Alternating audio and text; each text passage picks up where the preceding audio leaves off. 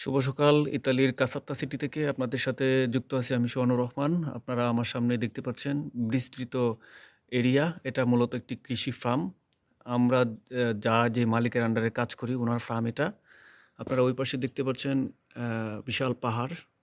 আর এই মাঠের উপর দিয়ে কিন্তু এই যে বাংলাদেশের যে পিডিবি লাইন বলেন, বিদ্যুতের লাইন, সরকারি লাইন চলে গেছে। এটা থেকে সরাসরি এখানে হচ্ছে সাপ্লাই হয়, বিদ্যুৎ দেয় আরকি। আর আমার সামনে যে ঘরগুলা দেখতে পাচ্ছেন, এগুলা মূলত হচ্ছে গ্রিন হাউস প্রজেক্ট। শীতকালীন সময়ে ইউরোপ কান্ট্রিতে ম্যাক্সিমাম জায়গাতে হচ্ছে তুষারপাত হয়। তুষারে যেন হচ্ছে সবজি, বিভিন্ন ধরনের ফলমূল নষ্ট হয়ে না যায়, সে কারণে হচ্ছে এই গ্রিন হাউস প্রজেক্টগুলা করা। উপর দিয়ে পলিথিন দিয়ে মোড়ানো। বিশাল এরিয়া আপনারা দেখতে পাচ্ছেন আমার সামনে।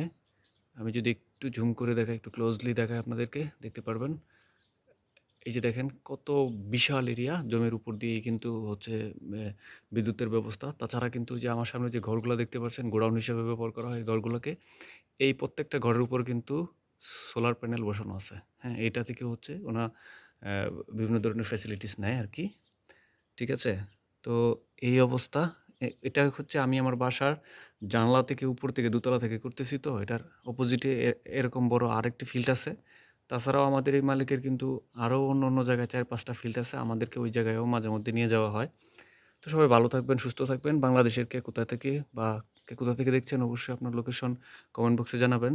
আর ভিডিওটি কেমন লাগলো অবশ্যই জানাবেন। কারণ আপনারা যদি ভালোবাসা দেন তাহলে আমি সবসময় ভিডিও বানানোর জন্য আগ্রহ থাকবে। আপনাদের ভালোবাসা কামনা করছি। সবাই ভালো থাকবেন, সুস্থ থাকবেন।